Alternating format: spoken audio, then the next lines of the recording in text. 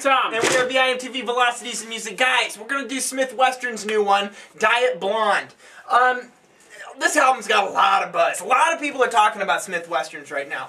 And rightfully so, because these guys, they know how to make a song sound real cool. Let me tell you something, they can make the guitars, I think the guitars on this album, the moment you hit play, you are just assaulted with good guitar sounds. And it's like, when Weekend starts, the first thing I think of is, man, they pulled the guitar right out of Freebird. They just, they just played it just like that from the whole album. And this album is full of catchy little guitar hooks and good guitar parts. In fact, that's the highlight of this album for me, is that it's all about the guitar.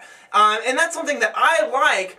Now, I have some criticisms about this, and I think Tom and I both feel the same way, is that I think that there's a lot of buzz about this album, right? Wouldn't you say so? Oh, yeah. A lot of people are talking about it, and they're loving this thing, but I think you guys are all being cheated a little bit, because every single song on this album follows the same structure, the same ideas, the same pretty much everything, and it gets really bland by the end. And I don't understand how everyone's loving this. I need some more explanations, but I'm going to give my side of things here, and I think Tom will too. So we can kind of analyze what we think Smith Westerns are doing on Diet Blonde. Tom, what you think? This isn't a horribly bad album. No, not at all. But I'm not going to base my score on the buzz that it's getting. Right. But it's worth pointing out that the buzz is somewhat unjustified, because really, it's kind of like they found the trick that they're good at, and they kind of did it over and over again.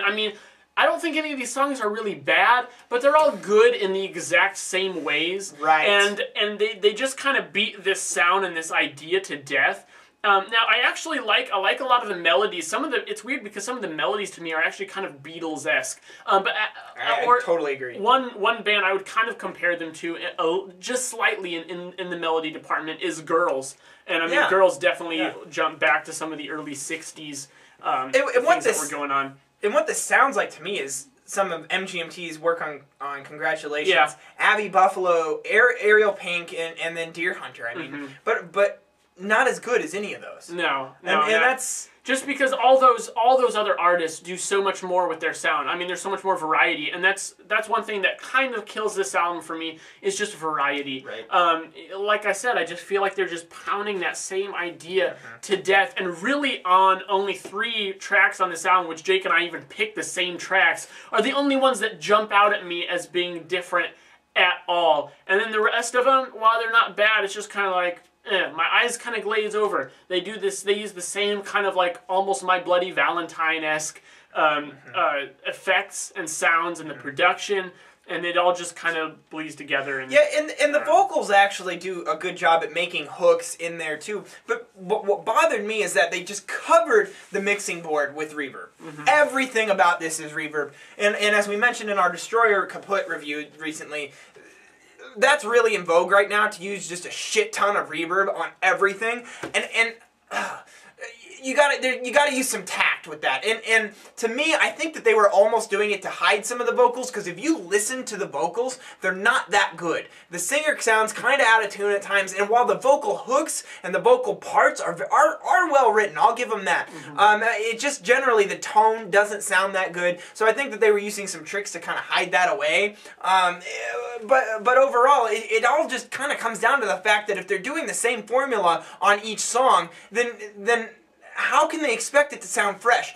Even no matter how good the songwriting or guitar hook writing or vocal hook writing is, it's kind of a moot point when you've heard it for 40 minutes in a row and you haven't been given any variety. This thing gets stale. I think in a Pandora sort of situation, this is gonna be you'll listen to some of these tracks like, yeah, it was a really good track, I should check out this band. But when you actually listen to the album and look at the full album in context of an album of a 40-minute listen, you're gonna find that I think you're getting kind of raped of that listen. It's not fair to you to be subjected to the same idea over and over and over and over and over again. I think it just gets to a point where you just gotta press stop.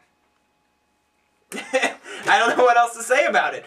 I'm going to go back one more time and just emphasize how good I think some of the guitar work is, especially in the closing track, Die the World, which is a cool way to end the album. Yeah. But other than that, I don't have a lot of things to say. I think that some of the catchy songwriting, the instrumentation, and just the songwriting in general is the highlight on this album. But the vocals and the repetitive song structures and the formula, it gets stale real fast. It's not albumized in a way. We think that there's even some track displacement, since Tom and I both agree that there's 3 real standout tracks. I mean, that's all the things that you have there to say that this album, while there's some good things there, there's a lot of bad things there that they need to work on to make this album into a good range. I don't recommend this album. I would avoid it if I were you.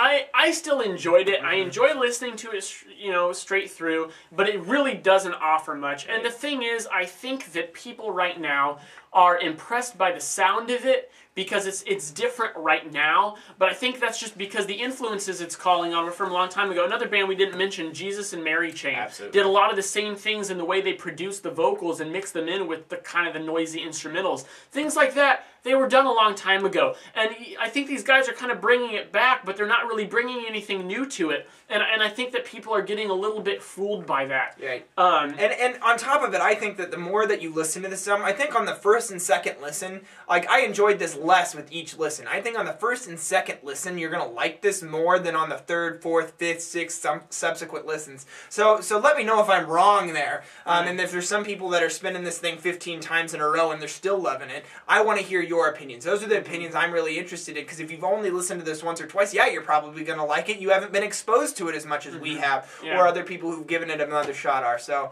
I mean, I think it's this thing that it wears thin the longer you listen to it. And that goes right into what I was going to say next, which is, I think if the Smith Westerns did not make another album after this, I think 10 years from now, people wouldn't care about this one. No one would care. People wouldn't be listening to it because it just doesn't bring enough to it. I think they're reviving a sound, and that's what it comes down to, is the sound. That's kind of cool, but the songwriting just doesn't really reinforce it. There are some good spots, but not enough. So, I'm feeling a 60. I'm going to go 63. It leaves a little improvement to be in that good range. There's some good things going on, though. It just needs some work. That's where we're at with this one. We're interested to hear what you guys think, so leave us a comment at www.velocitiesandmusic.com or youtube.com/velocitiesandmusic. Now, guys, the kids are back in town. You get to choose the next episode. Do you want to watch us review the Get Up Kids, or do you want us to review the Cold War Kids? Ooh, which click are you going to choose?